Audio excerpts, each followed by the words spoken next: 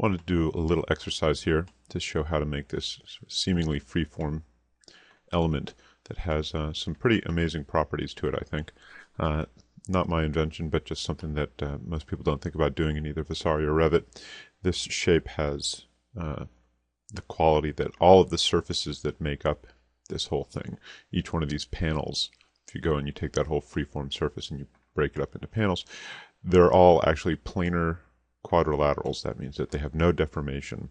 They're all perfectly flat, and you can take a look at them by isolating an element, and then if you go and look at it like that, you can see that it turns into a line.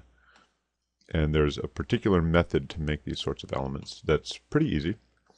And, you know, along with everything else in Revit, you know, you can go and you can take these things and then you can panelize them up like this so that you can make them into all sorts of other systems. So just going to jump right in here and start off with our blank canvas. And I'm going to make a new mass family. Like that. And I'm just going to quick draw myself a little profile here. And by profile, I just mean I'm going to make some splines. And you can do this with just freeform lines also, but it's a little bit more fun to do it this way. So I'm going to go and I'm going to just align these. I'm just going to make a nicely sort of controlled element here. And again, you can do this in a much more sort of freeform way, but I'm going to try and build on this in a little bit. And I'm going to make some relationships here between them. And I'll do this guy too. And let's also make these guys equal spacing. I'm going to make a little arch. So those guys equal. And we'll do a little spline between these guys. Well, let's also parameterize these while we're at it. This is going to be height. And we'll make that instance so we can change it more easily. And we'll make that width. Also make it an instance. And I'm just going to select these guys and make a spline through points. Bam. And I'm going to load this into my project. And so now I've got it there on my tooltip. And I'm going to put it on this work plane here. I'm just hitting the space bar to straighten it out. There. So it's right there in the middle. And now I'm going to make just a bunch of these. So I'm just going to hold down Control Shift and I can copy these guys out. Like so. And now I can actually just pick all of them like this and I can create a form. So now nothing too surprising about that. I'm just going to turn off my ambient shadows here for a second because they don't look great. But let's say I want to go and make this a little bit more interesting shape. And I'll take those guys and I'll scale them up a little bit.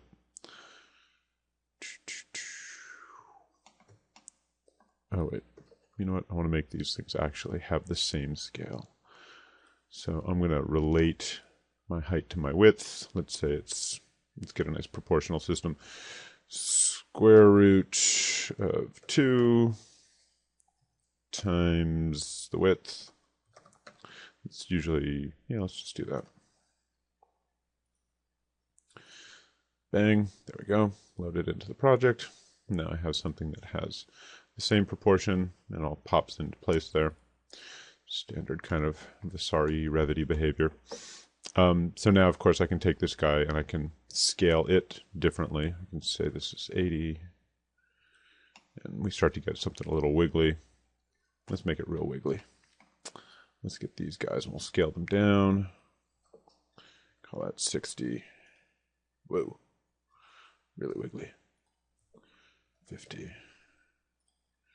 And I'll do this guy down too. Maybe not so much. Well, what I have here now is something that's called a scale translation surface. And what that means is that I have the same profile here that moves along this whole surface all the way through. And the only thing that's changing in that profile is its scale. The whole shape is still moving along through here, and I can get all sorts of variation and all sorts of different shapes out of this guy. But there's going to be a particular quality that happens with the surfaces when I break it up. So if I go and I take this guy, I'm going to divide the surface, So if you can believe it, every one of these cells in here can now be broken up into a completely planar surface. And just to illustrate that, I'm going to make a new family, new curtain panel, and I'll just select this guy and I'll go create form. So I've just got a flat plane here. And if I load it into start, this is my family.